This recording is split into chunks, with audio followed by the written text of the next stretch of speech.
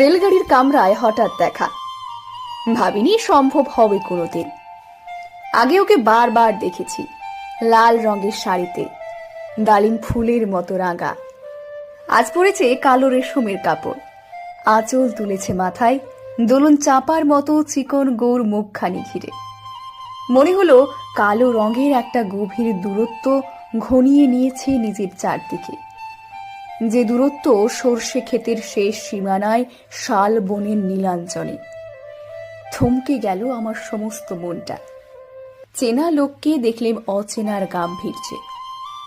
হঠাৎ খবরের কাগজ ফেলে দিয়ে আমাকে করলে নমস্কার।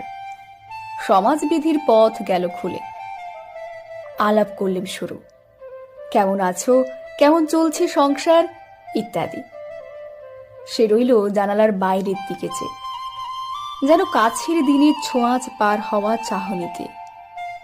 দিলে অত্যন্ত ছোট দুটো একটা জবাব, কোনোটা বা দিলেই না। বুঝিয়ে দিলে হাতের অস্থিরতায় কেন এসব কথা, এর চেয়ে অনেক ভালো চুপ করে থাকা। আমি ছিলাম অন্য বেঞ্চিতে ওর সাথীদের সঙ্গে। একসময়ে আগুন লেড়ে জানালে কাছে আসতে। গাড়ির আওয়াজের আড়ালে বললে মৃদুস্বরে, কিছু মনে করো না, সময় কোথা সময় নষ্ট করবার। আমাকে নামতে হবে পরের স্টেশনে, দূরে যাবে তুমি।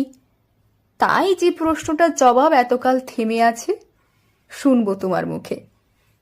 সত্য করে বলবে তো? আমি বললাম, বলবো। বাইরের আকাশের দিকে তাকিয়ে শুধলো, আমাদের গেছে যে দিন একেবারেই কি গেছে, কিছুই কি নেই বাকি। একটুকু রইলেম চুপ করে, তারপর বললেম, রাতের সব তারাই আছে দিনের আলোর গভীরে। খটকা লাগলো, কি জানি বানিয়ে বললেম নাকি। ও বললে, থাক এখন যাও ওদিকে। সবাই নেমে গেল পরের স্টেশনে, আমি চললাম একা।